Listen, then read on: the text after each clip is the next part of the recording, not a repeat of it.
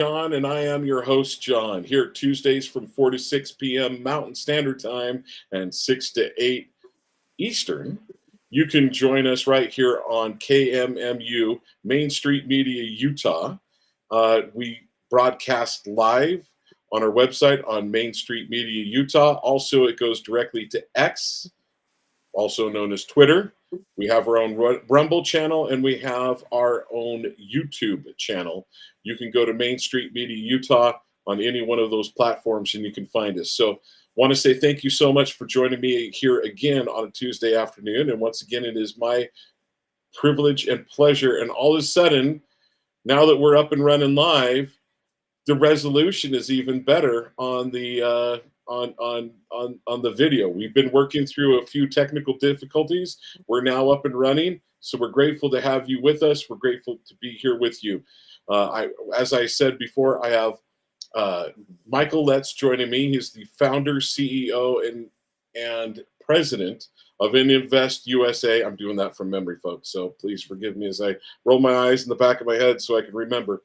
It is a nonprofit organization that helps that has given out thousands of bulletproof vests to law enforcement and first responders. So please go to his website to learn more about him at investusa.org. That's INVEST USA.org.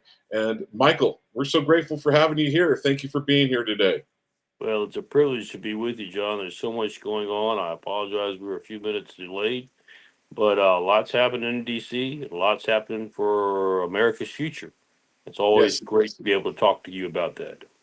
So I've got a list of things that we're going to be covering today, but I want to run off with a bunch of headlines real quickly, and I think I'm even going to do so. I'm going to do this just a slightly different. I'm going to see if you can listen to it play, and if I can't remember if we could make that happen in the past or not on this platform, but I want to play a little bit from a Bill Barr interview if we can.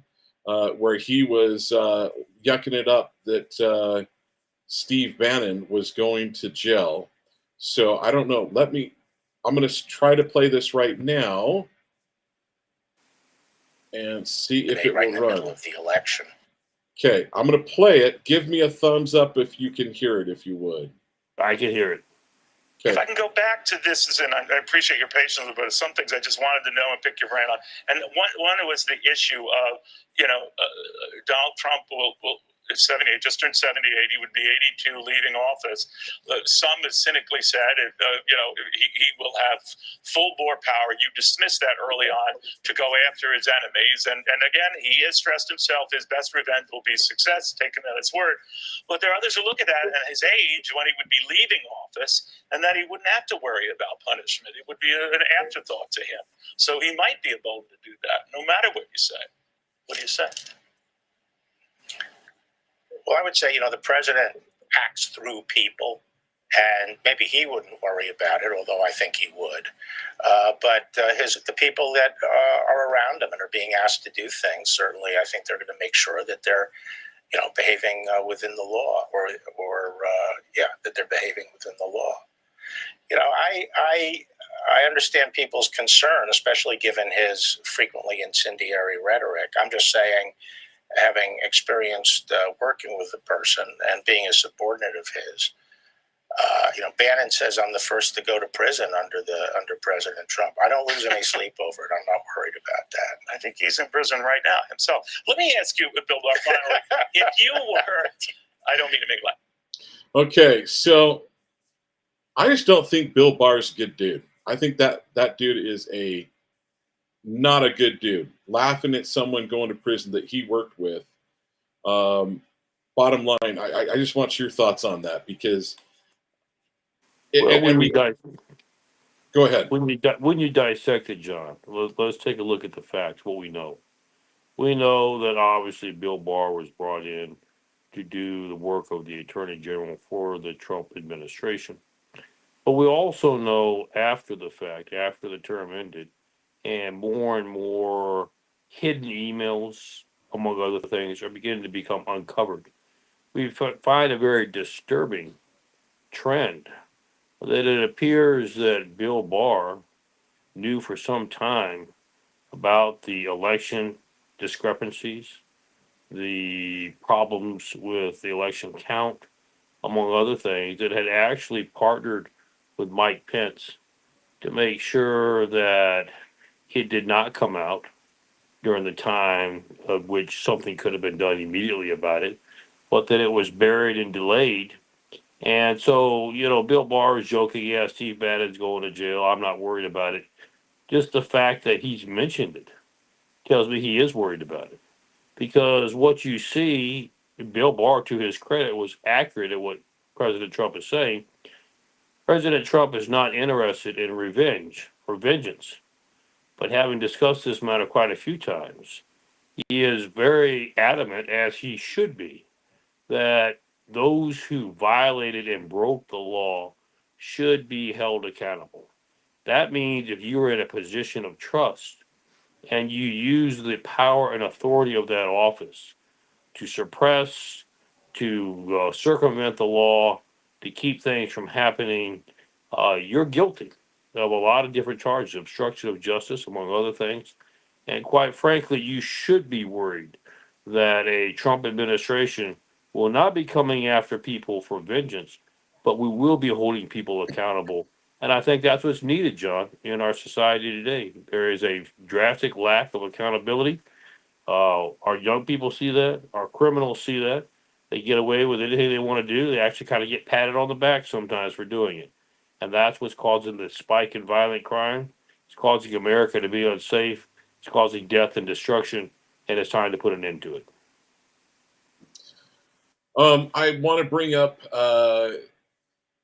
before we get a little bit further into the debate and so forth, and some of the Supreme Court rulings, I want to get something that hits home for you that has to do with the police, something that we've talked about in the past.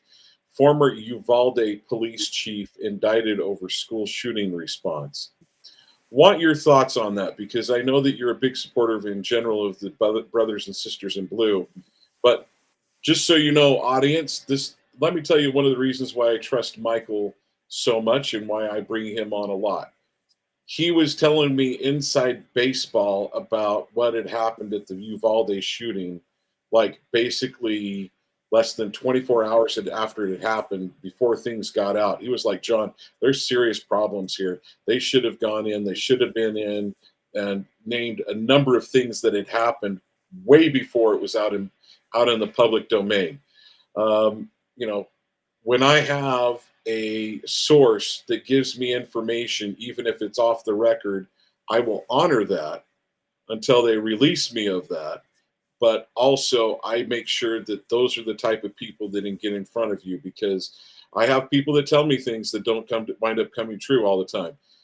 So far, Michael's yet to let me down. And eventually, I'm sure he's going to make a mistake one of these days. And I'm still going to be like, okay, because you've been right 50 other times, maybe. So the bottom line is, I want your thoughts with the sheriff. Or I guess it's not the sheriff, it's the police chief there at the Uvalde school. Well, let's give your listeners a little bit of background so that they can kind of put themselves in the middle of this situation and understand very clearly what transpired. First of all, Uvalde School District has its own police force. That's how they set things up in Texas. Like here in South Carolina, I don't know what it's like in Utah, but you have school resource officers, and they're under the jurisdiction of, say, the city, if the school's in the city, or the sheriff's office if they're in the county, etc. Texas allows school districts to create their own police forces that have the same judicial authority as a sheriff's department or as a police department does. So that's what was established. They have a school district police force. The chief, was the head of that, along with a number of his officers. Now, that having been said, you understand how it was structured. Now, let's go back to a little bit of history. In days in the past, 60s and 70s, we're talking about almost a half a decade ago, a half a century ago. Here was the standard procedure. Criminals would hold hostages. They would get into SWAT situations, An officer responding was trained, do not pursue a hostage situation. Your job is to secure the scene. Keep anybody else from going in, getting brought in, or getting captured as a hostage. And you wait until the SWAT team, who are trained to do this with their special vests, flak jackets, etc., back in those days, will come in and handle the situation. That was the standard training. What began to transpire is that they found out that criminals were getting more violent. They didn't just hold hostages anymore and try to negotiate. They began to kill people while they were in their presence. And so the protocol changed in all training centers nationwide. We adapted a national protocol. And the national protocol is this: when there is an active shooter call that goes out, the first officer on the scene, it's yours. You are to immediately engage and do everything possible to eliminate the threat. That's the standard language. You eliminate the threat.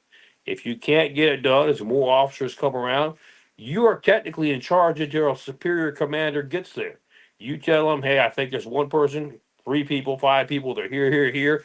Here's what we're going to do to eliminate the threats. And you move immediately. Even if it's just you, you move immediately to eliminate the threat. That is the standard procedure. Now, modern day, what happened? Uvalde, you had a shooter who came to the school. First of I all, want to. Okay, so real quickly, I hope you don't mind me jumping in. no, you go right ahead. I have someone that was the trained terrorist for the state of Utah when they were doing training for the 2002 Olympics. Right. And I get to talk to him a fair amount about different things. And when the Uvalde situation happened, he goes, John, those guys totally blew protocol. Since Columbine, the protocol has been go, basically go and attack. Eliminate the threat. That's what you're Yeah. told. You got it. You eliminate the threat, and people will be there later on as they begin to arrive on the scene to back you up. But So you're in charge. that's Eliminate the threat. basically been a quarter century of training. That's basically Correct. today, all law enforcement, almost probably like 80% of law enforcement, that's all they've ever been trained to do. That's So correct. And actually, on talking your figures, 100% of law enforcement knows that's the protocol. Even if well, you've okay. been in law So enforcement for 30 or 40 years. you're right. All of law enforcement knows it. What I'm saying is over 80% of law enforcement, that's all they've been trained on. That is correct. And if you happen to be an old timer that far along, you've been around the new policy, new protocol, then it's pretty much ingrained in your system. Yes, it's right. So you have the officer, you have the assailant arrive. He is moving towards the door. You have an officer that comes on the scene. First of all, he gets out and he does what he's supposed to, okay?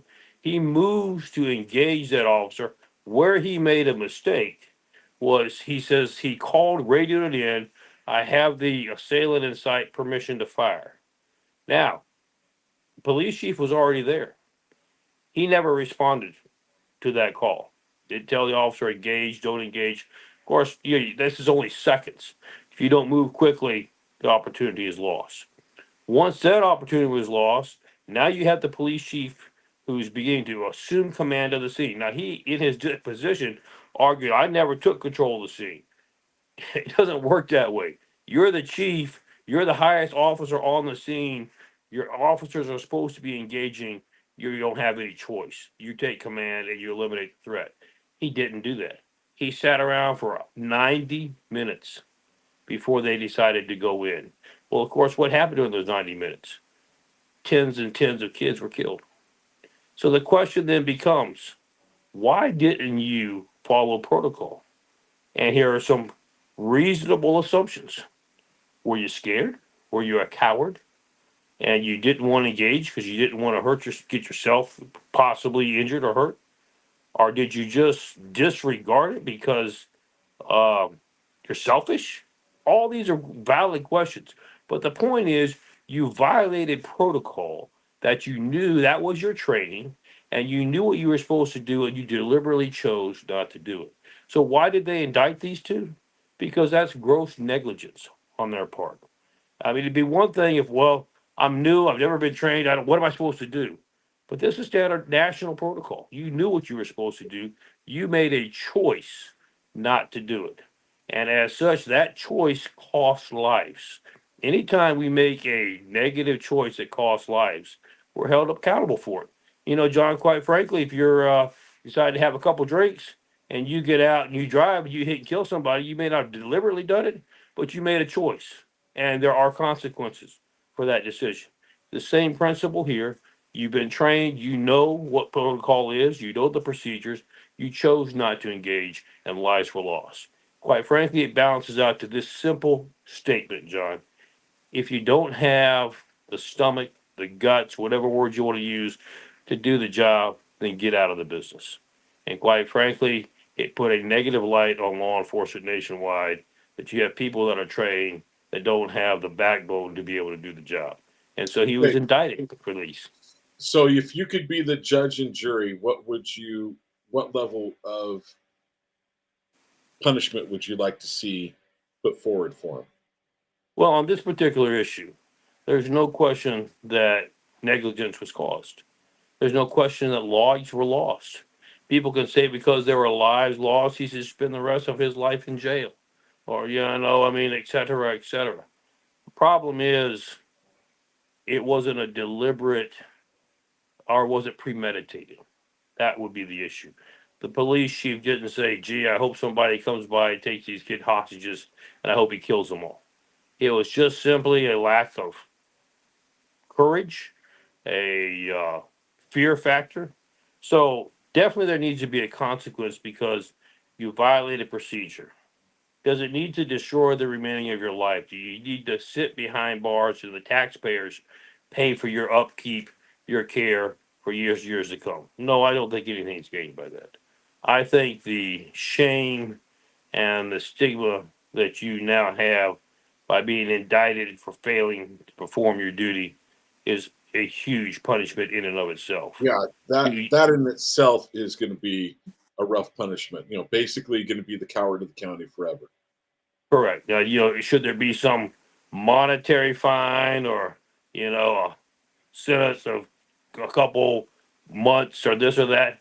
That could all be debated. I personally don't see anything gained in giving him any time. I know parents, if they were on the phone right now, would probably disagree with me. That's my child that was killed because of his lack of performance. He should serve time for it. I understand those sentiments, but understand that we as taxpayers are footing the bill to do that to him. And I'm not so sure that it makes any more punishment on him to put him behind bars than the punishment he will have to endure, have the stigma that he will have for the rest of his life. Right, right. I concur. All right, let's go to another story. We've talked about this in the past also. Jeffrey Epstein. So this is a story that was yesterday. Almost 200 pages of Epstein's grand jury documents released. Transcript shows Epstein raped teenage girls as young as 14 at his Palm Beach mansion. Uh, for context, in July of 2006, the FBI initiated an investigation into Jeffrey Epstein, a wealthy financier, under the code name of Operation Leap Year. The probe culminated in a 53-page indictment by June 2007, exposing the depths of Epstein's alleged sex crimes involving minors. Now, right around a little bit before 2006, President Trump had, been in the same circles, being a billionaire, and Epstein paying to be a billionaire, and in those circles had come across him. But there were if I remember correctly, there was a prosecutor down in Florida that was going to all of the well-known people in that community and saying, "Hey, what do you know about Jeffrey Epstein?" Nobody talked, with the exception of one man, and that was Donald Trump. And he goes, "Here's everything I know. On top of that, if you need anything else, here's my number. You call me." That's the kind You're of man exactly that Donald Trump is. So I really, basically, if something was released in documents now that said Donald Trump was a pedophile with Jeffrey Epstein, frankly, I wouldn't believe it. That should have been out in 2016. If there was any truth to it, it would have come out back, when he first started running for office back in 2016. But the bottom line is, I don't believe it now. But I will also say, why in the world is so much of this information being hidden and kept from us? Why did it take clear till now to get released? I think there is a lot. Read into that. Bill Clinton, probably Bill Gates, Prince Andrew. There's a lot of people that are on flight logs and that have been to his place. I mean, speaking of Jeffrey Epstein, that knew exactly what was going on. So, I think please. what's interesting in what you're saying, John, is this question really needs to be answered. We know factually, okay, that Mr. Epstein had cameras in every room. We know factually they weren't dummy cameras. They were real. And they recorded every encounter there. There are thousands and thousands of hours of tapes. So it's very simple. If you record it on tape, that's pretty hard to refute, okay, as evidence. So we know there is a substantial amount of evidence that for some reason has never been brought forward to the public. Why is that? And here's the scary part about it.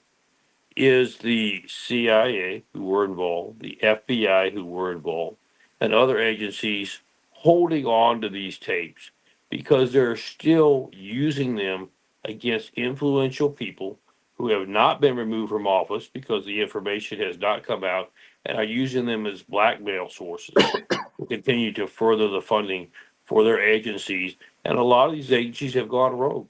We have talked about it on your show repeatedly in the past.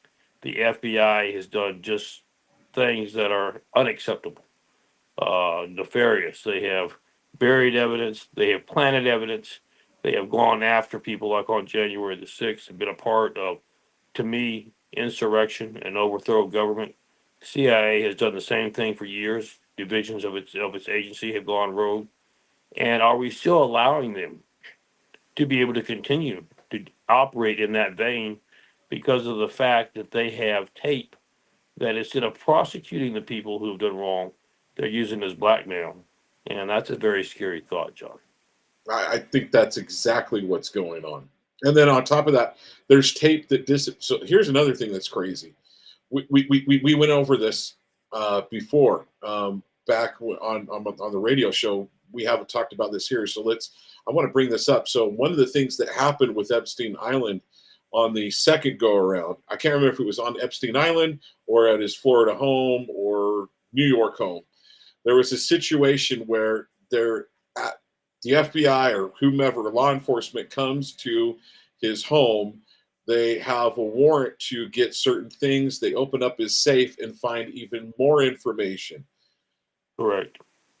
They took pictures of some of the stuff that was there, left the building, left the site, and guess what happened? It disappeared. No one knows where it is. The evidence has gone missing, and nobody wants to claim responsibility. The problem is we know that the evidence is there. It's not hearsay because it is clearly visible in the photographs that were taken at the time. Why was the evidence not collected at the time of the encounter? Because you had a warrant. You didn't just walk in there and ask him, Mr. Epstein, do you mind if we look around? Do you mind if we check some things out? Do we have your permission?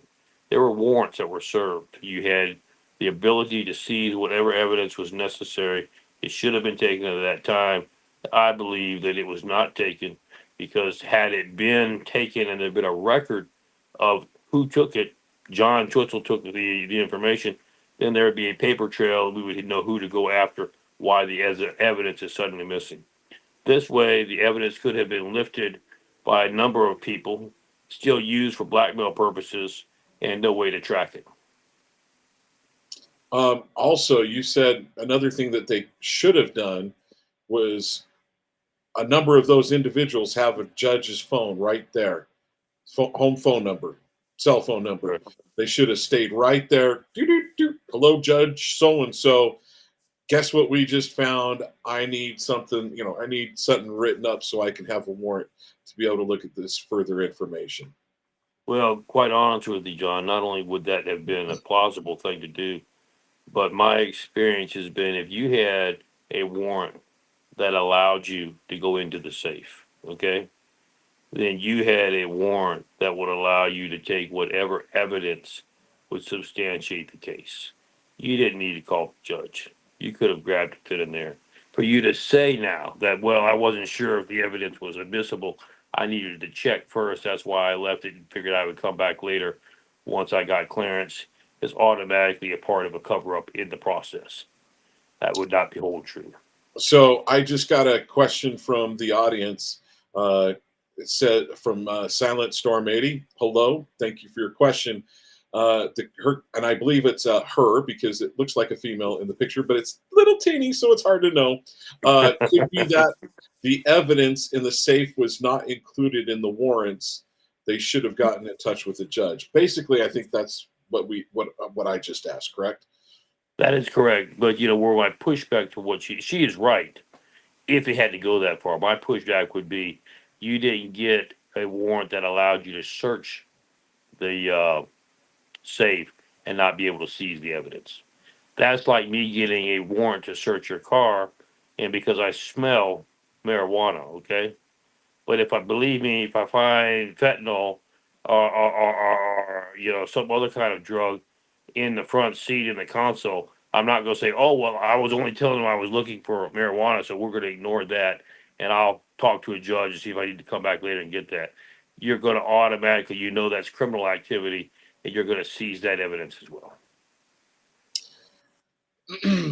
I wonder if there's any information of a current president that happens to be in office in someplace in the North American continent that might have information that's tied up in those records.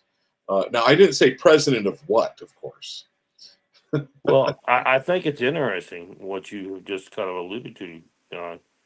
Quite frankly, we know for a fact that there are a lot of politicians who have been in compromising positions that the FBI, other agencies know about, have recorded about.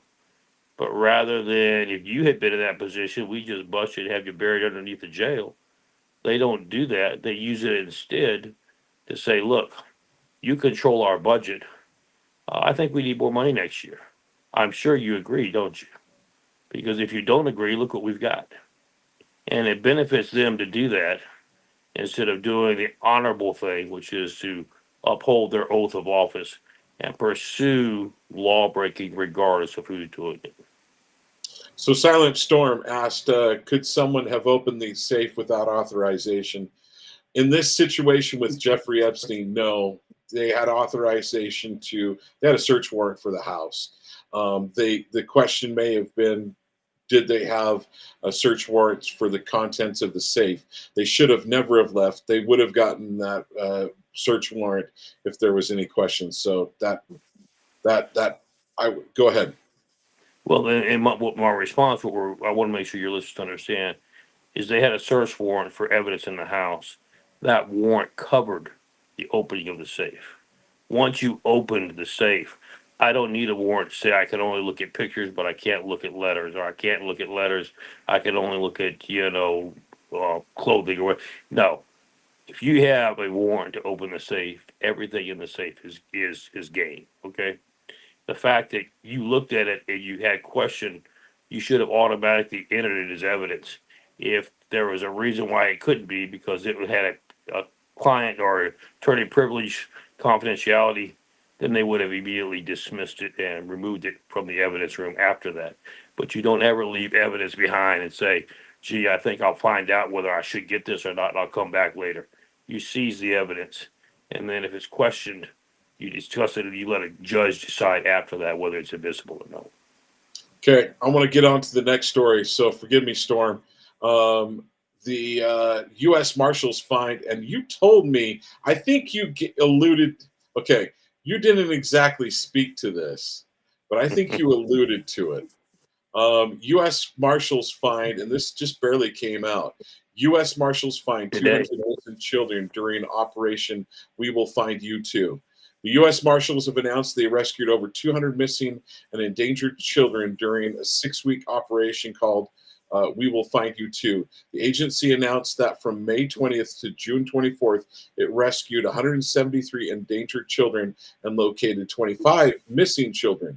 U.S. Marshals Service Director Ronald Davis, in a statement, shared, Whenever a child is missing, whether we cannot explain how they went missing, whether we think it was a familial abduction, or whether it is a runaway, they are at risk of being in danger and at risk of being trafficked. At a risk of being hurt, we need to take it very, very seriously. Davis added that a number of children rescued was just scratching the surface. The rescue mission occurred in several U.S. cities, but mainly focused on the hotspots such as Phoenix, Raleigh, and Miami. I wonder how you might have known about that, Mr. South Carolina friend of mine. Yeah, that's and here's the sad part. Well, let's put it in context. First of all, let me commend the U.S. Marshal's Office nationwide for the efforts and the energy they are placing in securing our children. That's very important to acknowledge that. Now, let me give you the rest of the story, as Bill Harvey used to say.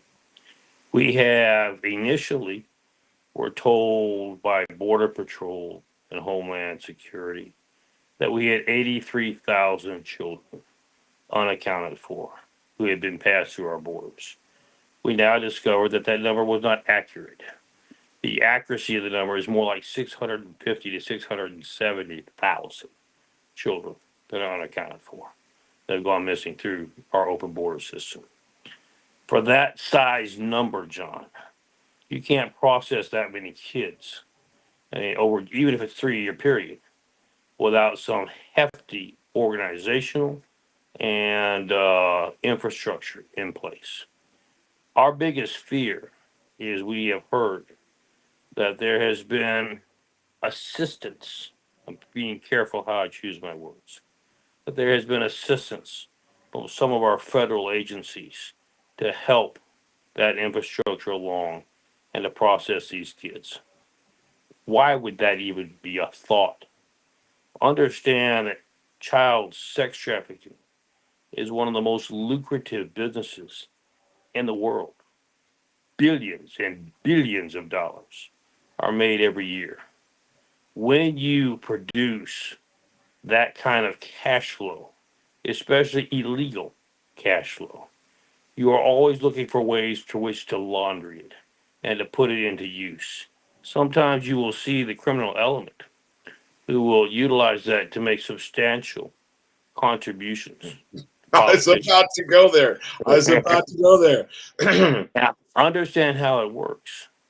If you make substantial contributions to powerful politicians, when the appropriations process comes out for the funding of agencies, it is very easy to say, we're going to increase your budget, but here's where it needs to go. And I'm giving you facts now. They're just, you have to be smart enough to pick out what I'm saying.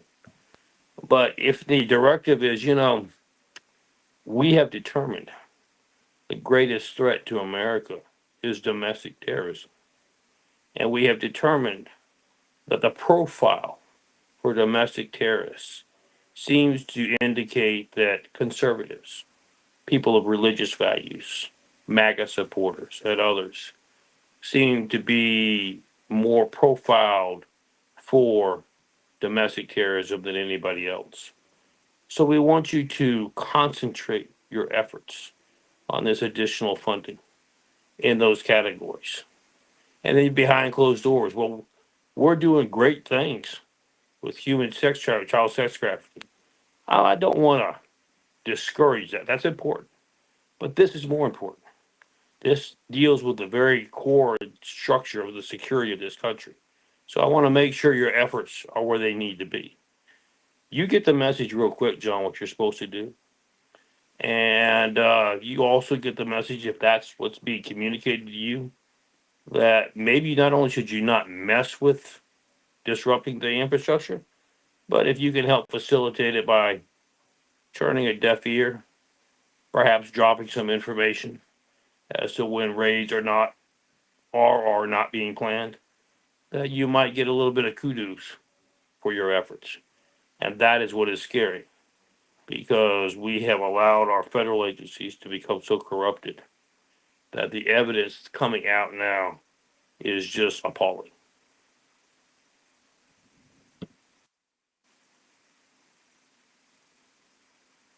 Story. And let's see. So let me go over, let's see. Biden says the quiet part out loud. Investigations to expanding energy shortages. So something that happened here recently in Utah, we had a significant percentage of Utah, I was one of them, that was without power. A number of people from a number of cities across multiple counties. But this is maybe how the Green New Deal is being worked. We've invested billions to enhance our power grid, expand energy shortages so that lights, air conditioning, refrigeration, internet stay on during heat waves, storms, and other climate changes. So one thing that I think Biden is starting to do, actually, I think he was doing this all the way back when he said, you know, we will have the largest voter fraud. Right. I think that's one thing that happens with people with dementia is they have a hard time concealing truths. They do. They can't remember what they said. They can't remember 5 minutes from now what we talked about. Well, it's So not they just don't they know. can't remember what they said 5 minutes ago. They have a hard time going, this is what I'm not supposed to say, instead of this is what I'm supposed to say. They have a Exactly. tendency to say the truth. Yes, you ask someone that's got dementia issues that has always said, no, dear, you look wonderful. You don't look like you've lost a single. You don't look like you've gained a single pound. Be like, yeah, John, you put on a lot of weight, okay, in the last couple of years. You're exactly right, John. I know from firsthand experience. But I will tell you this: what you're hearing, the frustration coming from me from the Biden administration, is first of all, when it comes to the energy crisis, if we could use that word. We don't have one in this country if we utilize the resources that God has given us.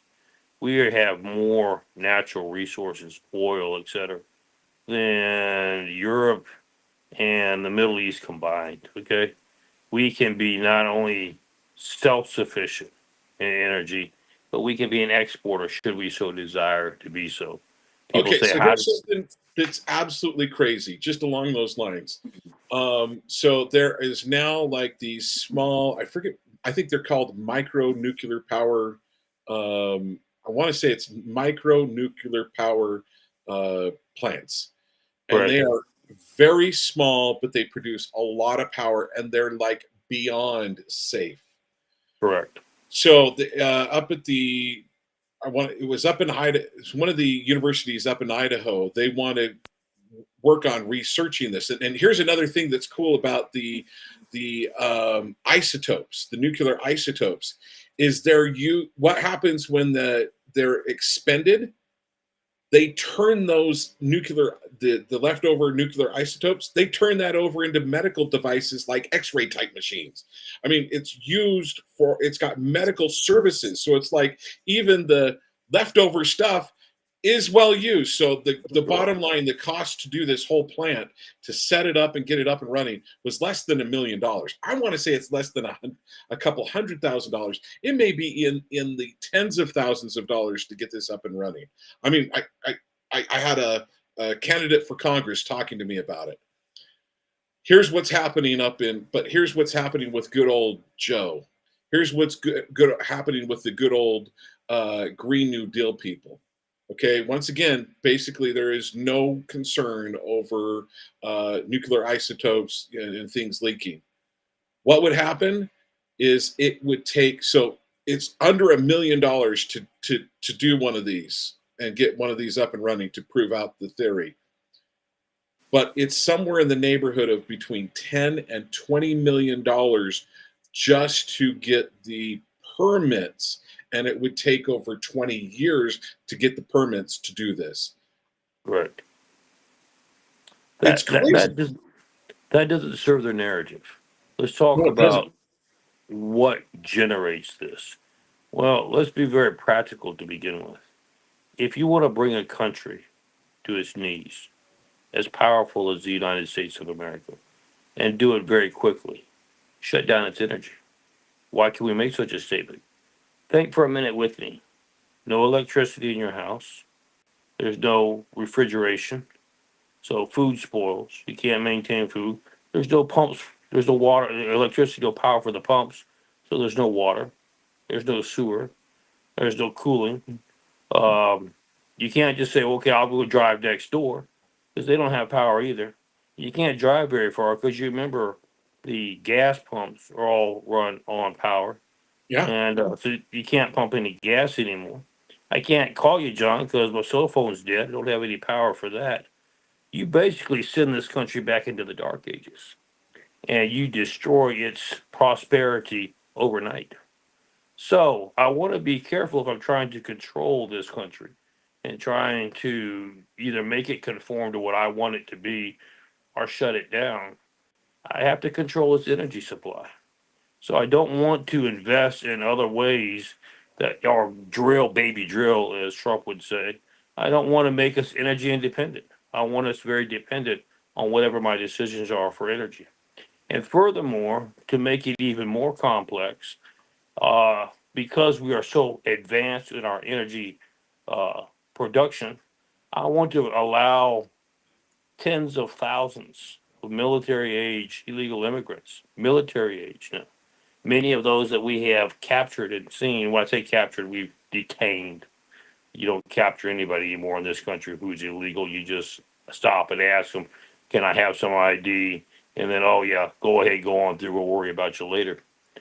A lot of the idea that's being produced shows them to be active military members of either And I China. had a little birdie tell me that there's even Chinese special forces on a very significant level around.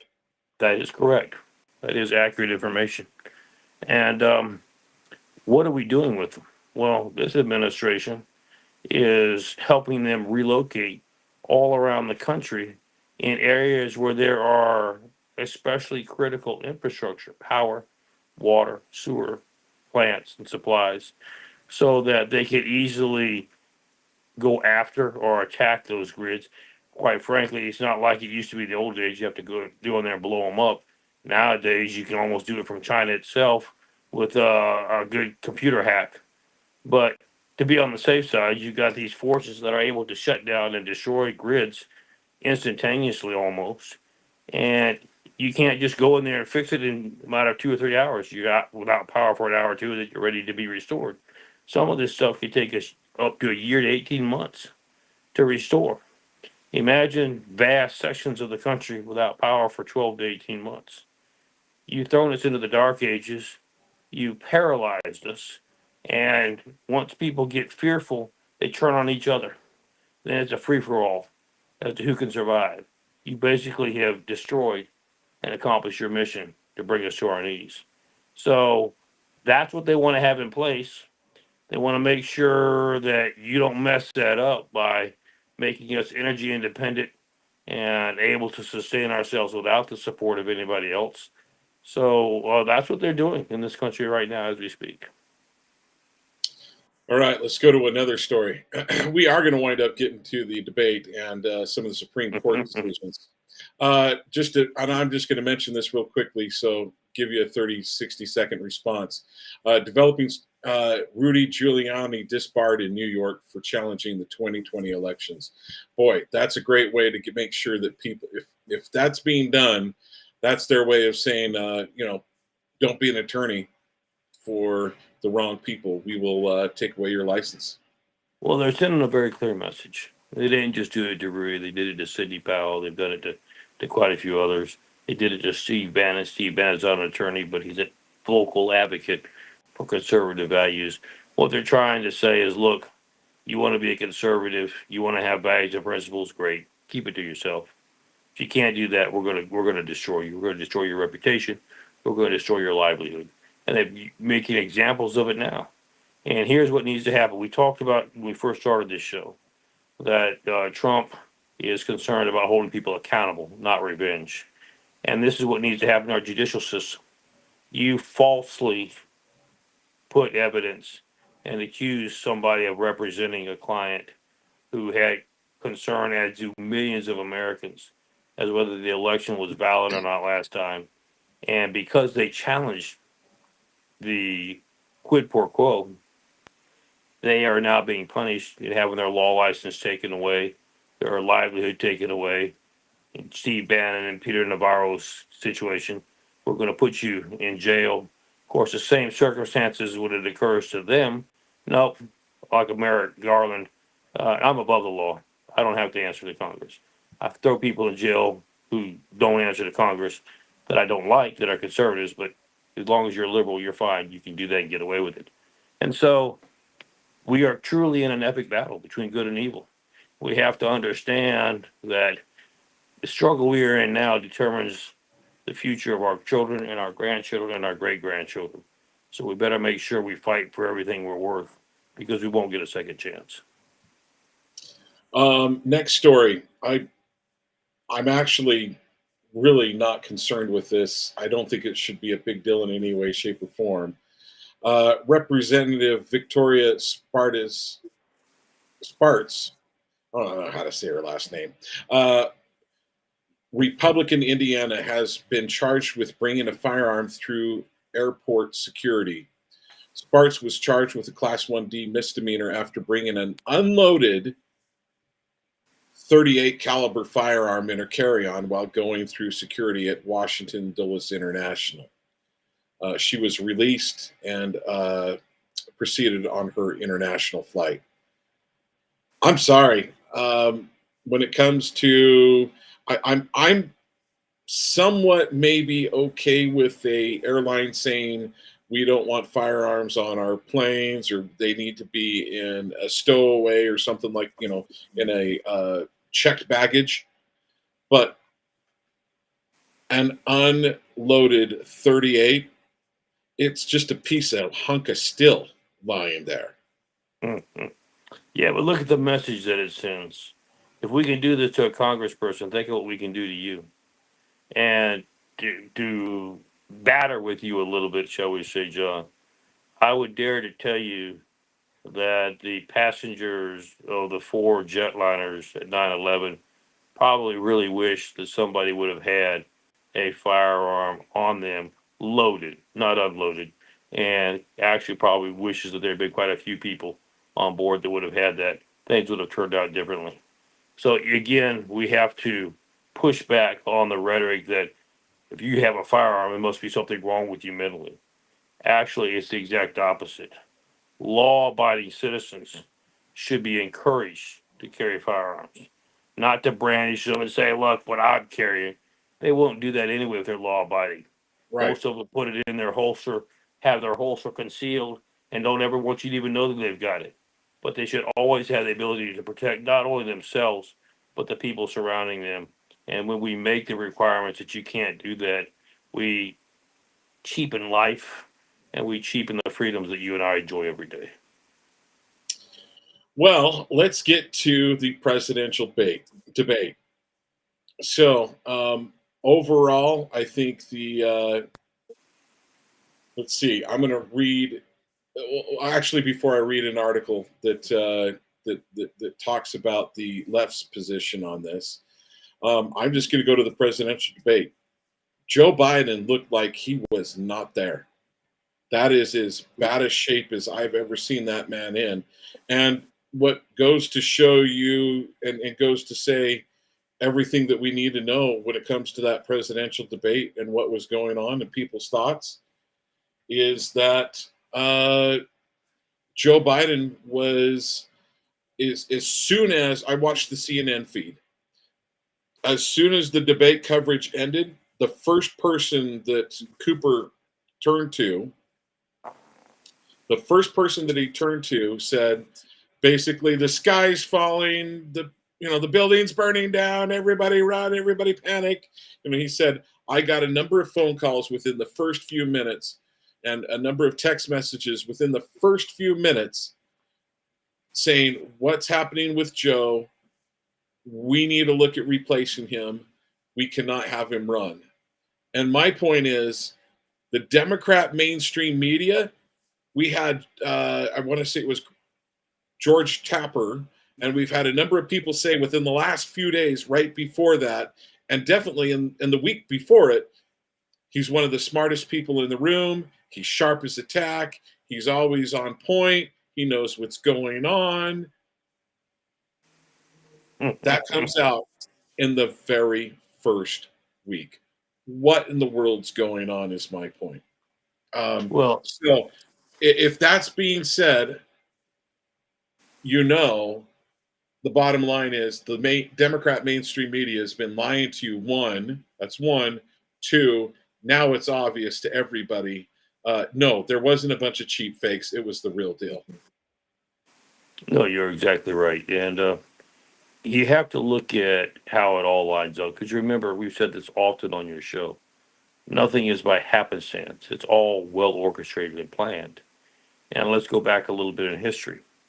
So you have 2016, you have Hillary running, you have Trump running, everybody, including the FBI, Hillary will win 1 million to 1. It's a landslide for Hillary. Obviously, they got that wrong. They had planned, just in case they might need it, maybe a couple extra ballots stuffed in a briefcase to be able to add.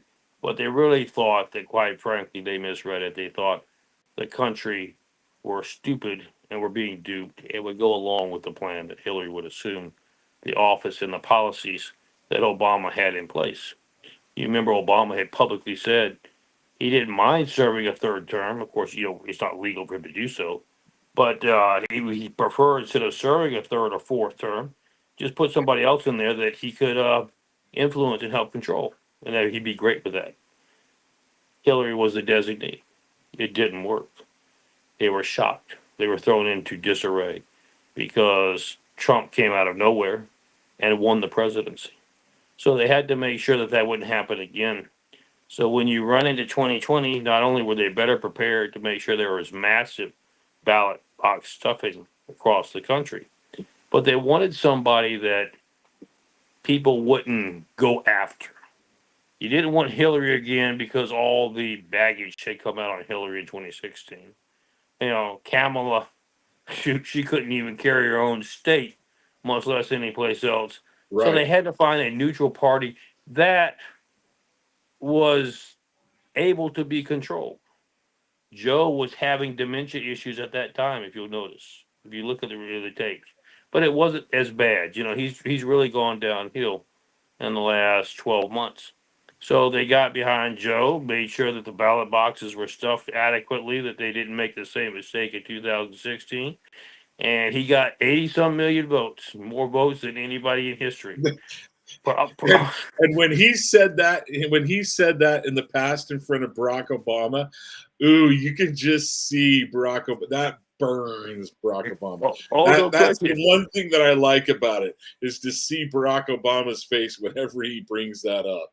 And the funny part about it, John, is you would think with 83 million votes that somebody's car would still have a Biden bumper sticker on it, or there'd be still a yard sign somewhere that forgot to get picked up.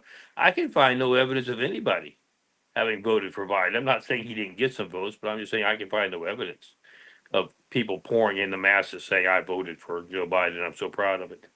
But anyway, he got in. They began to see that he was beginning to slip.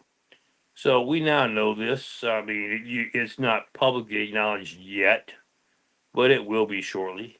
There have been substitutes for Joe Biden in public appearances and in public stages. You say, how is that possible? If you know anything about Hollywood and the entertainment industry, if you've even halfway followed it, you now have to acknowledge that they can use masks and clothing that you can't tell the difference, John, unless you really know what you're looking for. I know what Okay, I'm looking for, and it's there. so we've heard this about Putin having body doubles. Hmm. We've heard this about, I want to say, President Xi having body doubles. We know all the way back to Adolf Hitler had body doubles. Correct. What in the world makes us think that that wouldn't happen now here in the It United does. States? And here's the thing: from the time of Hitler to now, Especially, it's got a especially lot in the better at it. same night. Hold on, I want to say, especially in the same night where he goes from barely being able to walk off the stage. I mean, the man looked like he was about to fall over dead.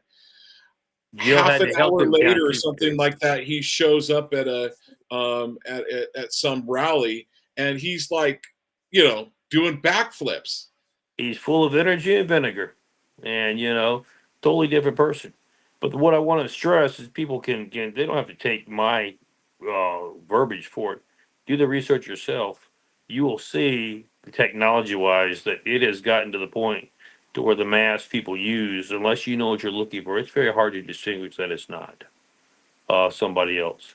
So they begin to utilize, and as necessary, because you remember dementia and Alzheimer's, sometimes you have good days, sometimes you have bad days. Good days, you got to see the president, Joe Biden. Bad days, you got to see the substitute, Joe Biden. But they controlled that, and they controlled when. And as long as they were able to control Joe Biden's policies, they were fine with that setup. But as it happens on the liberal left side every time, it's never enough. And so you begin to have parties such as Jill Biden, Hunter, and others that wanted to exercise more and more control over where the direction was heading. And they begin to make some of the key party members nervous. So they begin to say, okay, if that's the way you want and you think you can maintain control on your own, fine. We'll let him get out there and see. And the reason why they did that is they knew what kind of performance he would make. They knew it would cause a burst and an outcry to replace him, and would send a strong message. You either better back off and let us continue to do what we're doing, or the whole thing's going to fall apart. Well, they were very effective at that. Joe showed who he really was, and it really is elder abuse. It was sad to put somebody up there who honestly looks like he is scared, that he can't focus, he can't communicate, he can't remember what he's doing.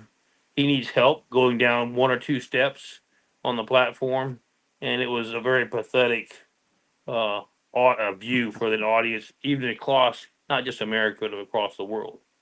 And so now that they opened up that can of worms, they have to decide how to pursue it. Well, they've done a couple of things. They have pursued conversation that we can replace him at the convention. That's one thing that they have said. The second thing you noticed yesterday is kind of like, no, no, no, no, no.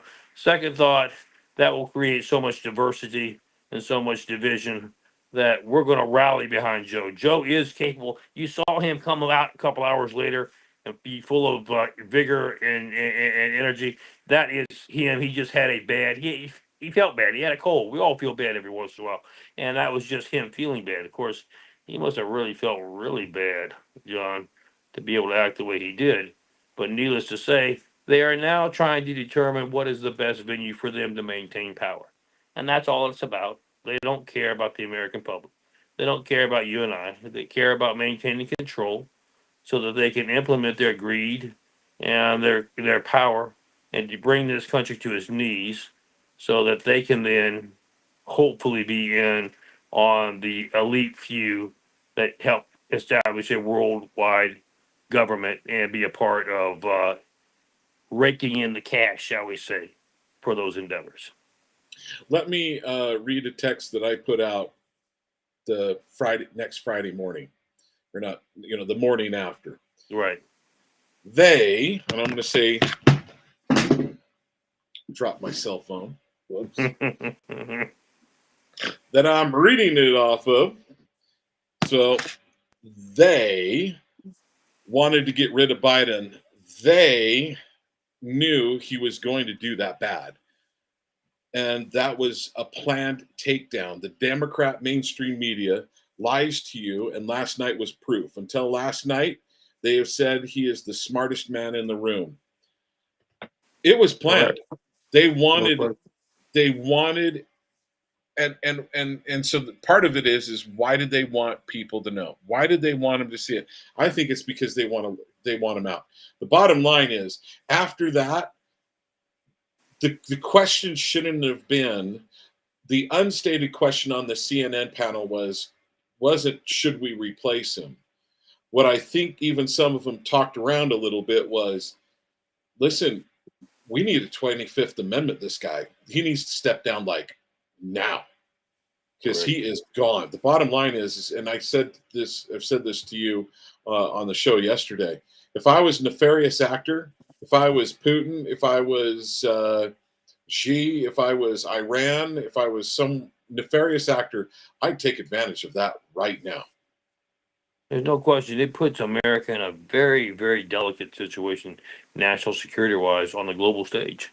We are very vulnerable at this moment. It has done a lot of things, John. Let's talk about just for a minute what it has done.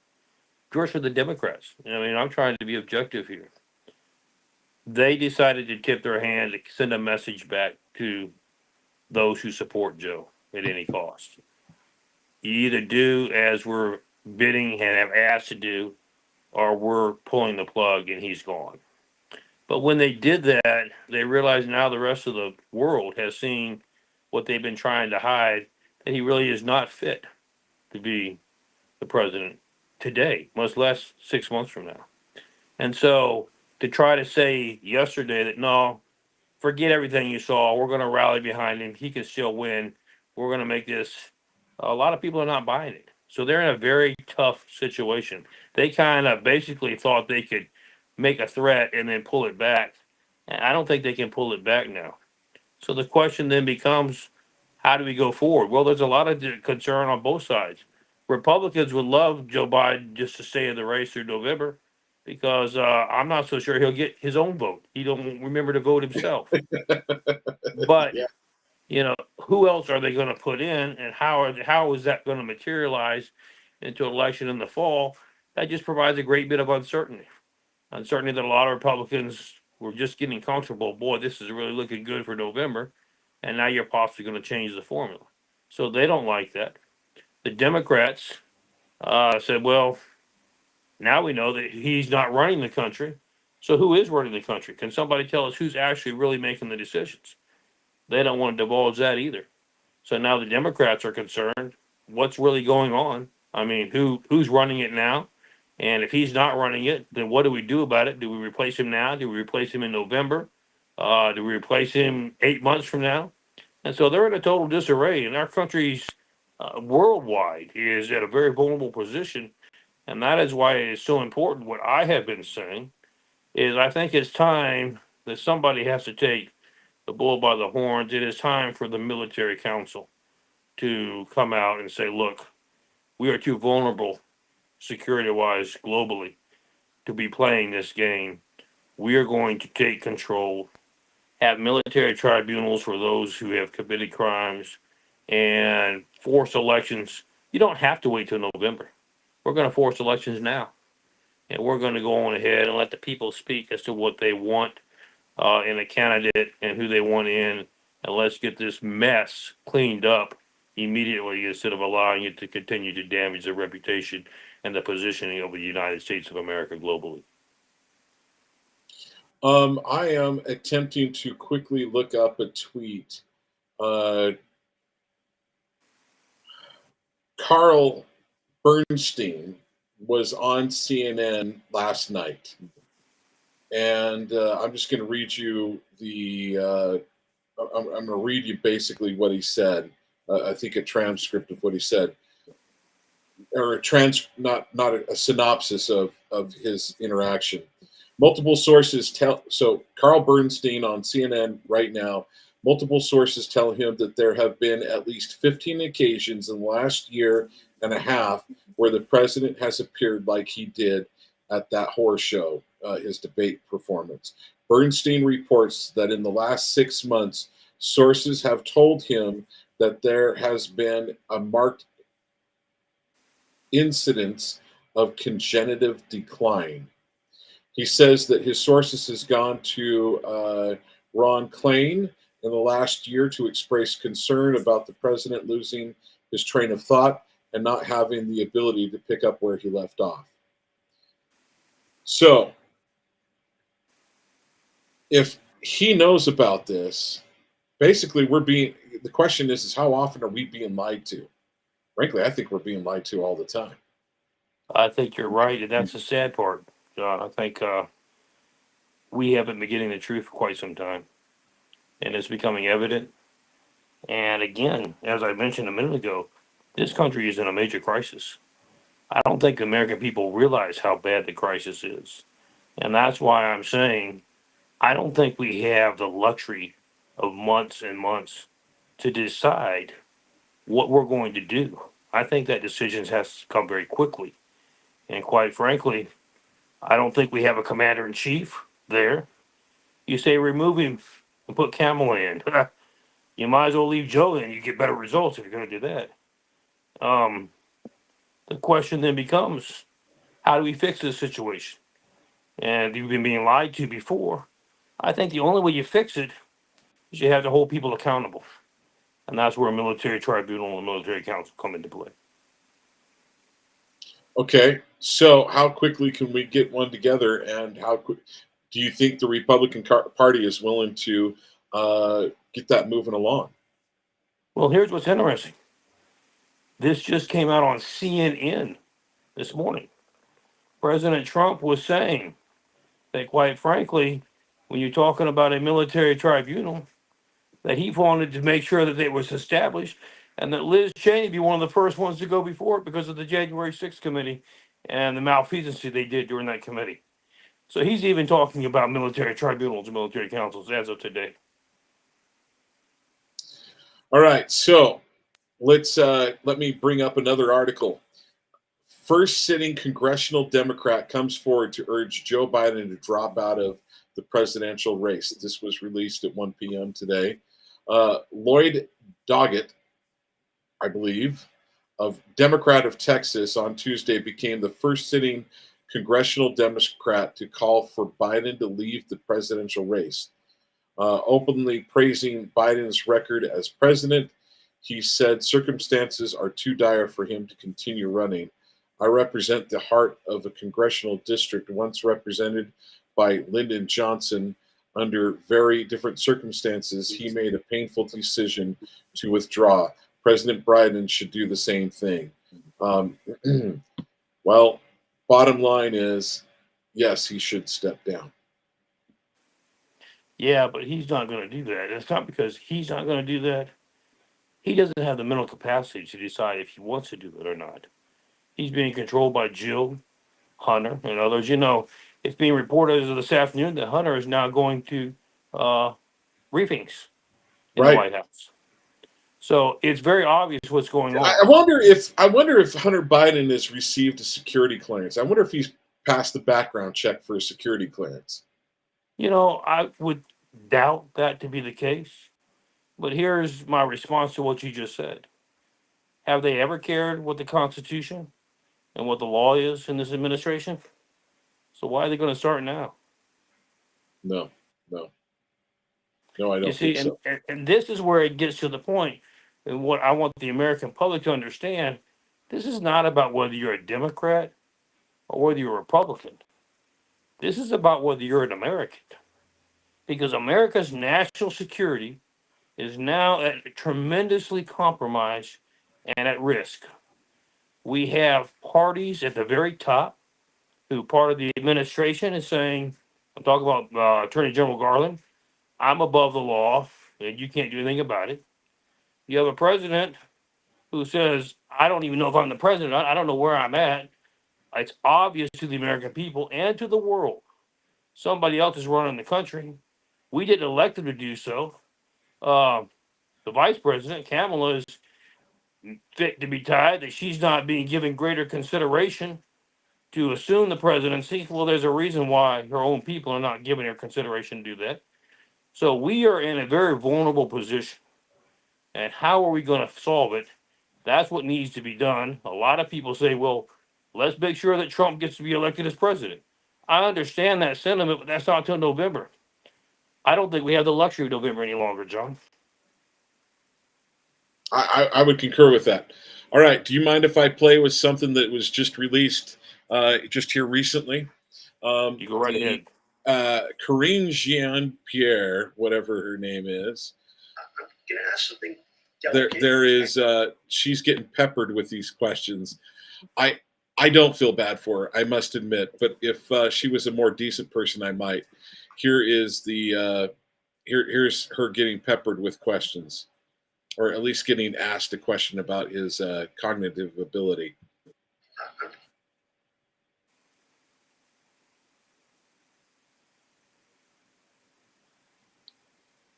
All right. Why is the volume was there for a moment? I could hear it struggling.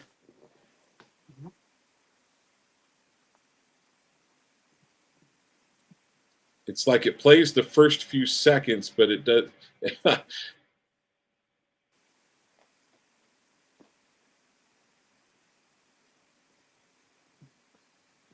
All right, we're seeing if it wants to play. It doesn't seem to want to play this. I wonder if Twitter's. I'm going to ask something delicate, and you may not like it. The president may not like to hear it if he's watching, but I think the American people need to get a yes or no answer on this. Does President Biden, at 81 years old, have Alzheimer's, any form of dementia, or degenerative illness that cause these sorts of lapses? And it's a yes or no question. And if you don't know, why don't you, as one of his senior staff members, know? I have an answer for you. Are you ready for it? Yes. It's a no. And I hope you're asking the other guy the same exact question. I think that's so funny, John, because Nancy has been saying, that Trump has dementia. He can't put two sentences together. He can't be coherent.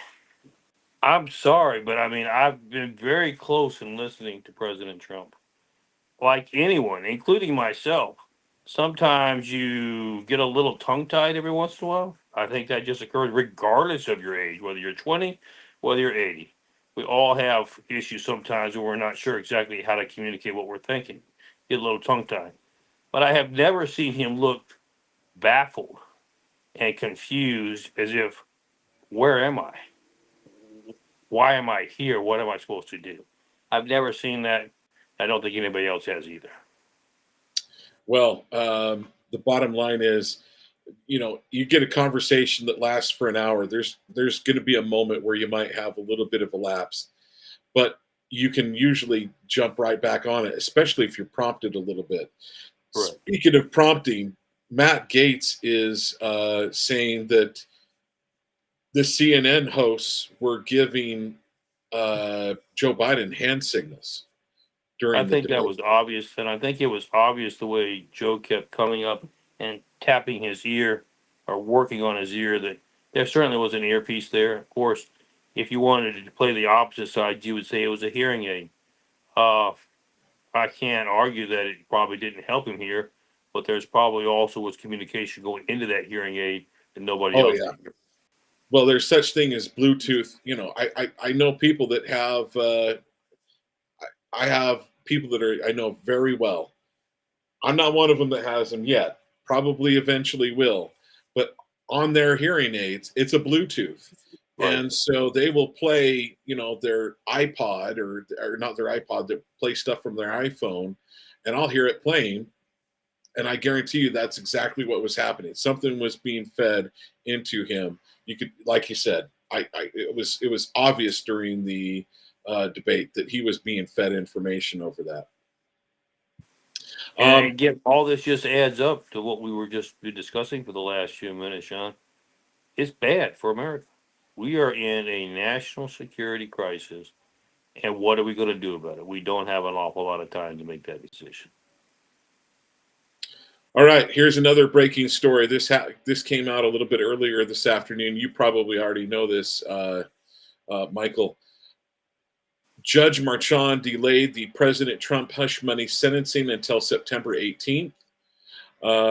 Earlier Tuesday, Alan Bragg's office agreed to delay Trump's sentencing set for July 11th after the Supreme Court decided on presidential immunity. The Supreme Court on Monday ruled 6-3 that Trump had absolute immunity for his core constitutional powers.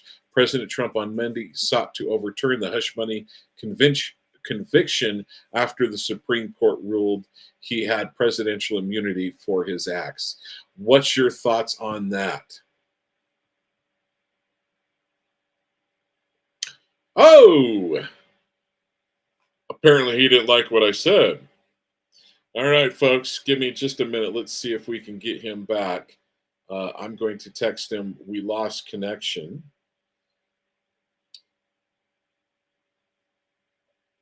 We lost connection. Feel free to get right back to me if you're able. There might have been a phone call that came in on the on the phone he was using. That has been known to happen before. So we're going to wait just a minute. Let's go to maybe another story, and I'm going to make sure that I know or have a good idea when he gets back on.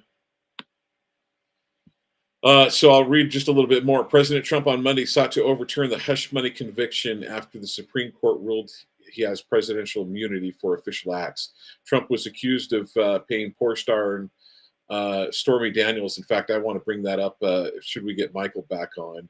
I want to bring up that statement right there. That came up during the debate, and boy, okay, there we go. He's back. He's Sorry back, about that, folks. John. Oh, don't worry about it, my friend. I'm assuming you had a phone call come in or something like that. No big deal. So, No, actually, I forgot to put the charger to it, so the battery ran dead, but it's being charged out. We're good. okay, great. Well, sorry that happened, and thank you for quickly getting that remedied. That's awesome. So, I do want to bring this up. So, we've talked about how terrible, and this comes with the article that I was just reading. We talked about how horrible of a job Joe Biden did during the presidential debate. On the flip side of that coin, I would say that I give a B plus A minus to Donald Trump. And I want to read this portion from the article because I think it plays into it. What I want to bring up next on Donald Trump. Trump was accused of paying porn star Stormy Daniels, aka Stephanie Clifford, hush money payments through his then attorney Michael Cohen. So when Joe Biden went after him and said, well, one of us paid for, you paid for hush money with a porn star, and you are a felon, and you're a rapist, a convicted rapist. I would have looked at him and said, Joe, there's only all of those things we know are a lie. They were put for, and he did say, hey, that was you going after your using your DOJ to go after your opponents, and I'm not, that's totally illicit use. But here's one thing that we also know that's been admitted to. Your daughter admitted that someone had stolen her journal, that had a journal entry that came out in public saying that she had uncomfortable showers with daddy. What do you have to say to that, Joe? Yeah, That's what I would. Here's the problem with your logic, John. You're talking about responding to somebody that can think. You remember, here's the interesting part on the debate standpoint. When he made a comment to President Trump, and Trump said, I didn't understand what he said, and I don't think he understood what he said either. Yes. Instead of clarifying what he said, he just stared.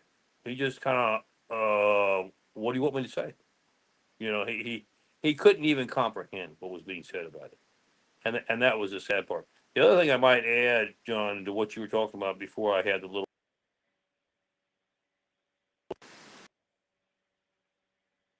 is that Marshawn has said he has moved the date till the 18th of September. Your But if you camera look at the flipped full upside release, what he down. also said Michael, can you hear was, me? I can hear you. Can you hear me? Yes, but your camera, all of a sudden you got a little bit more quiet and your camera turned upside down. All right. How about now? Nope, it's Can we still turn it turned back this upside down. way? All How right, about there now? we go. That's better now. Let's see what happens. That was weird. Okay, let's see if we can hear you any better as well. Continue, Michael. Well, what I was going to say was that Judge Marchand, in his full order, actually said this. He said that the 18th would be a scheduled hearing if the case proceeded. So, see, he recognizes now, as we're talking, that quite frankly, the case may not even proceed because of the fact even Bragg admits that information that was used in the conviction was actually protected under the presidential immunity. So it raises the question whether the case can proceed at all or not. So I thought that interesting that Judge Marchand even acknowledged that there'll be sentencing on the 18th, assuming, and he said in his communication that the week before they would decide as to how the case was going to be proceeding.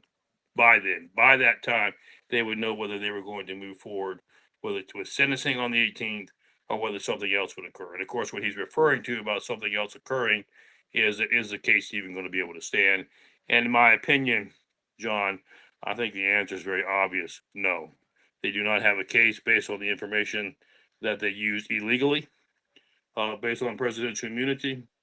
And there's no way you can just say, okay, well, that information wasn't important enough. We still would have got a conviction. We're still going to move with sentencing anyway. I think the whole case has to be thrown out, and then they have to decide whether they're going to retry it or not. Okay, there's still a number of things that I want to get with you. House Republicans, this was also released over the news here recently. House Republicans now have the votes to hold AG Merrick Garland in inherent contempt following intense party pushback. Republican Ralph Norman announced, and a guy down your way, hopefully he's a good one, down in South Carolina, Republican Ralph Norman announced that on Monday his confidence that the Republican Party has secured sufficient votes to charge Attorney General Merrick Garland with inherent contempt of Congress. The last month, so there were some people that said, no, I don't want to quite do it. What are your thoughts on that little piece of news? I think they have no choice, and Ralph's a good friend of mine, by the way. And they have no choice because Garland has publicly said now, he's made a mockery out of DOJ. He has said, yes, I realize that the House can issue contempt of Congress charges. And if it's for the right people, we will pick them up and imprison them, such as Steve Bannon and Peter Navarro. But if it's for the wrong people, we will ignore it. That definitely guarantees that every, not just American citizen, every world citizen, and even grammar school kids can clearly see through that that is a two-tier justice system. And we have talked about this in the past on your show. If we have a two-tier justice system, we have no justice at all. And if we have no justice, we have no republic, we have no democracy, and this country is finished. And so that's why Congress, now the Democrats, you remember, they don't care about constitutionality, they don't care about the law, and they're going to vote for on a party issue. They don't want this to affect the party negatively, so they're going to vote no on that. But the Republicans, even those that may question whether they want to go down this path, now realize they have no choice because you can't allow somebody to thumb their nose at the law because of their position and get away with it. And so now they're going to have to vote in favor of allowing this to occur. The sergeant at arms will then be authorized to employ or to garnish whoever he needs to be able to exercise the will of the House, which means they will go and arrest Merrick Garland. Do I think he'll go by himself? Absolutely not. If he has a lot of common sense, which I know this sergeant at arms does, He will engage a special force unit from the military if he has to, and they will go in and there will be an exercise of justice this time around. Biden, let's go to some new stuff that happened over last night. Biden's misleading primetime address distorted Supreme Court's ruling on presidential immunity. So, can you summarize the key points of that ruling for us, and what the immunity signifies for Trump and, frankly, other presidents as well? Well, yes, I'd be happy to, John. Let's set the stage again as we normally do on your conversations. You had the Supreme Court that issued an opinion. They did not grant anything. They didn't grant any powers. They didn't do anything. What they basically said was, look, every president since the formation of this country 250 years ago has enjoyed presidential immunity. Trump is no different. He has presidential immunity. Now, let us define what presidential immunity and remind the American public what it is once again. You have immunity for any official act that you perform as the President of the United States. You do not have immunity for any personal act that you take on that is criminal. You can still face criminal charges if it's a personal issue. So, what does Biden do? He now wants to play on emotion. He quickly comes out and tries to play on their whole campaign theme. What has their whole campaign theme been? Not look at what I've done for the American people. Look how inflation has been banished. Look how, the border secure. He can't talk about his record because he has a very dismal, very poor record. So what does he do? His whole campaign structure has been around this. You have a crazy man. Donald Trump is a crazy man. We all know that. He's unstable. And now the Supreme Court has given him the ability to do whatever he wants to do and have immunity. He will take that immunity and have his political opposition assassinated, and it will be a dictatorship, a tyranny for life. That's never what the Supreme Court said. And that's not even practical. Here's the issue very quickly.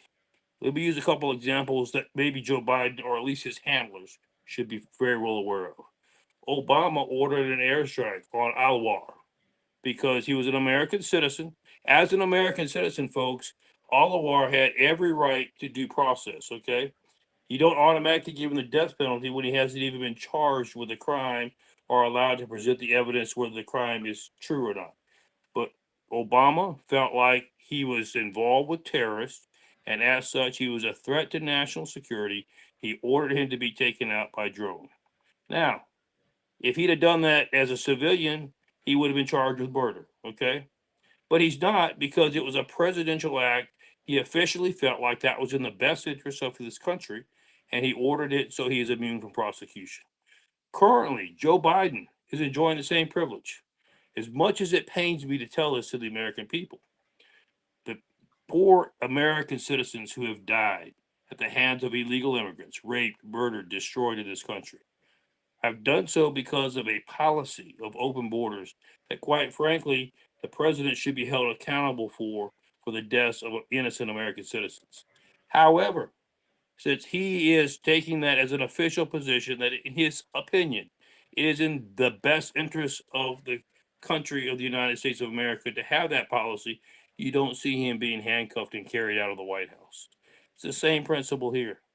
President Trump is no different. He has the right to presidential immunity when he was president, and for any actions, whether they're done 10 years ago, whether they were done, as long as they were done under presidential authority, he has every right to immunity. And that is all the Supreme Court said. But Joe Biden had to come out and try to twist it and make it think that, no, that's not what they said. They've allowed why him do you to think make Biden political opposition. why do you think Biden presented it that way? And to me, I'm just going to give you my opinion real quickly. Sure. One thing that Biden proved is how much of an angry, bitter man he is in the presidential debate. I mean, he continually tried to goat and get and to bait Trump to come and let him, become unhinged. But he was one calm cookie.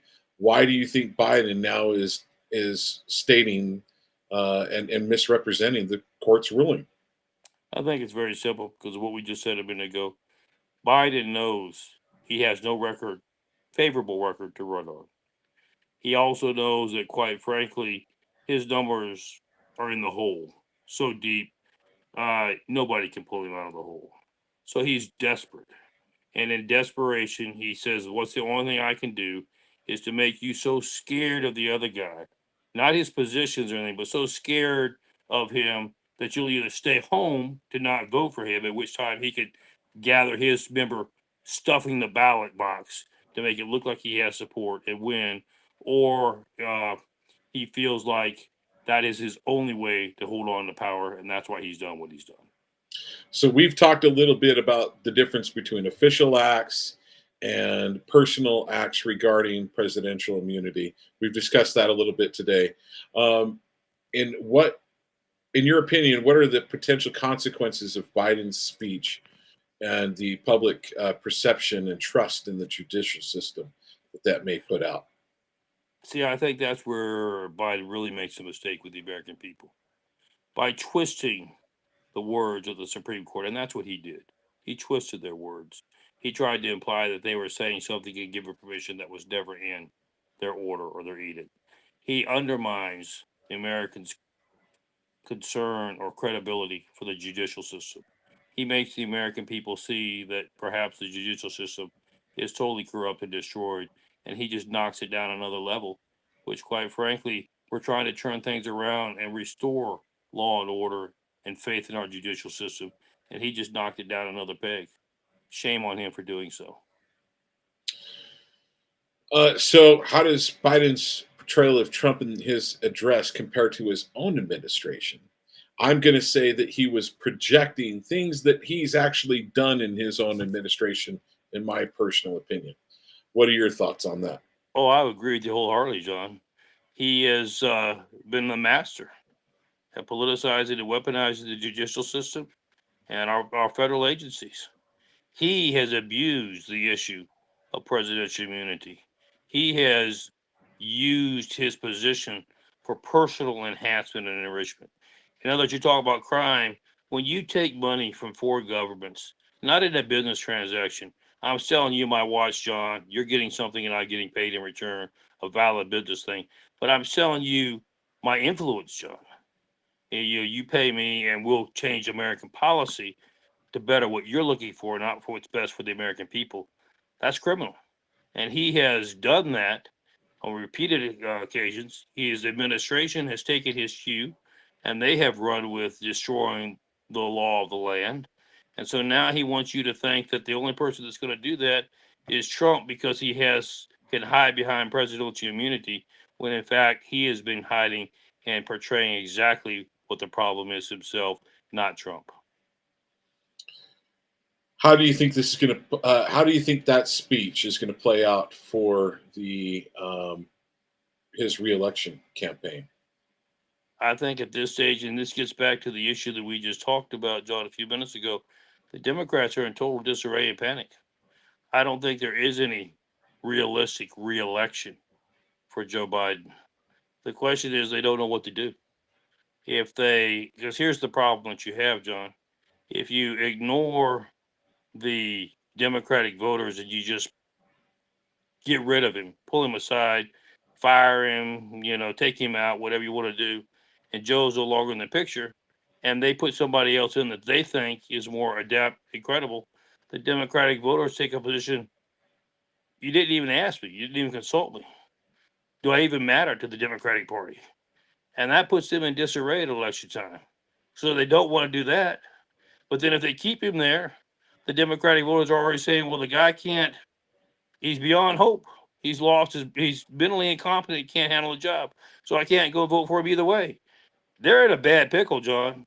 The thing that scares me the most is, as you're very well aware, when people run out of options, when they become desperate, they do stupid things.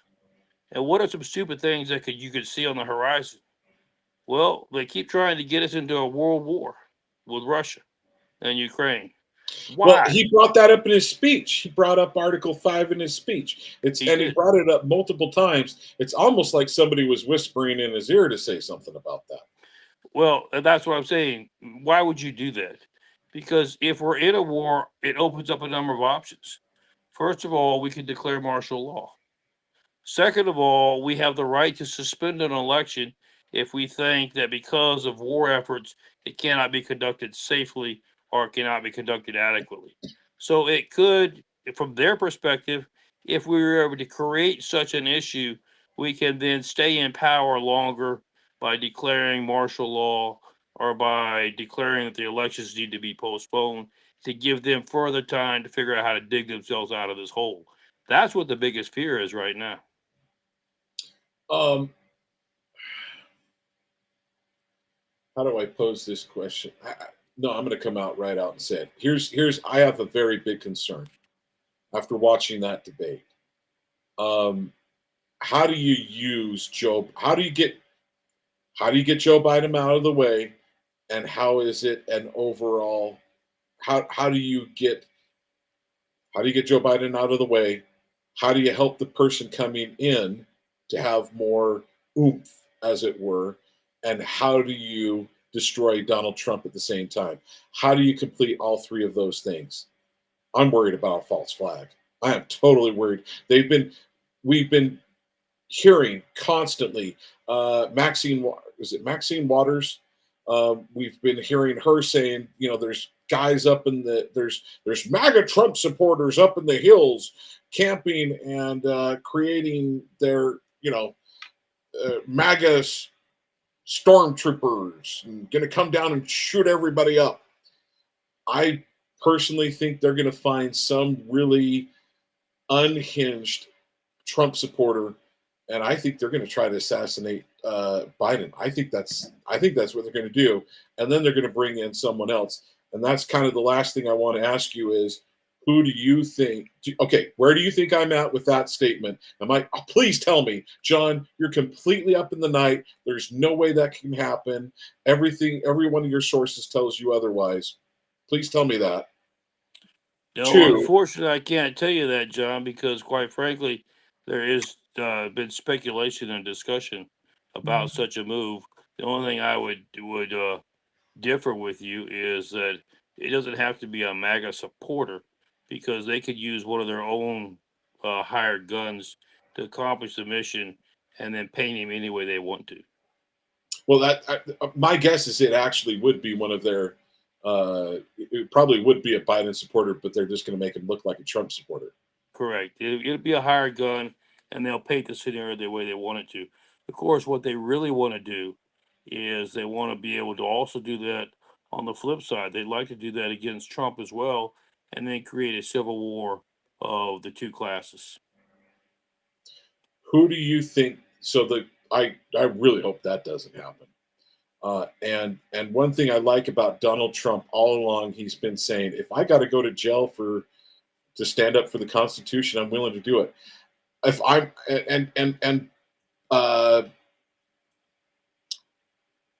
Steve Bannon has said, I'm willing to go to jail for the Constitution. I revere those men for those stances. For if things get really weird, we can say, okay, we need to have some calm right now, folks, before we have a civil war. But I don't hear those same things being said on the left. No, and quite frankly, we've had discussion on the issue that you just raised. I admire the intent and the sacrifice those Davids have made. I'm willing to do what it takes to keep our country alive. That is not what I'm worried about. The issue is that if you submit to allowing them to imprison you, it will not be what you're thinking. Okay, I want to sit here and watch color TV for a couple of days vacation and then go back out. They will put you in the worst of the worst prisons and hope that they turn their back during security checks so that you can be eliminated while you're there. And that's what would concern me the most. Okay, last thing. Who do you think the Democrats are going to try to replace Joe Biden with?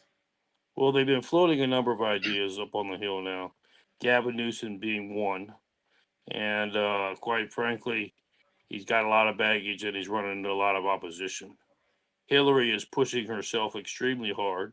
She has been the only candidate who gathered enough votes to defeat Donald Trump in 2016, but the election was stolen from her. Isn't that ironic? And then those on the inside want to have Michelle Obama be the nominee because they feel like they can still control, because she doesn't like politics. It's not a she, it's a he, it's Big Mike. Let's just admit what it is. But he doesn't like politics. He preferred to be out on the lake fishing. But that's what they're looking for. Somebody that will just be a figurehead and allow them to make the decisions. So they're pressing very hard to get him to take one for the team. And they think that they can convince America that that would be the ideal candidate. The problem is, and he knows this too well, and when I keep saying he, because he is Big Mike, it's not Michelle. There's so much baggage that when it becomes under the scrutiny, that one won't float either. And so they're really in a pickle right now. They're desperately scrambling to see if there's a young rising star that they can surge, not just in Congress, but anywhere. Some governor, some commissioner, somebody that they think that they can control, because remember, that's key to them, that will do their bidding, yet not have enough time to uncover the baggage that he would bring with it, and that they can put that as a shining penny. And they're desperately searching, but they haven't found it yet. They're still looking, though, John. Still looking. You know of any volunteers? I don't know of any volunteers, but I'll tell you this. I think Michelle. I think it's Big Mike that they will wind up having in. That's my supposition, and we'll see how that holds out. Michael Letts, thank you so much for joining me today. Thank you for your patience with me in getting this up and running. And we appreciate everything that you're willing to do. Come and share with us. Michael Letts of Invest USA. Any last words that you want to share with the audience before we go ahead and end? Well, thank Or you, John. I get together. appreciate always the opportunity. It's always a privilege to be with a good friend. But more importantly, it's a privilege to be with a friend who shares the truth. So to your listeners this evening, please remember that we are on the ultimate winning side. Victory is in sight. Be vigilant. Make sure that you stay in the fight till the end, because I do believe that we're carrying this across the finish line. Amen, brother. God bless you. God bless the USA, and God bless Invest USA, my friend. Take care. Thank you so much. God bless you. Have a good night, John. All right, you too.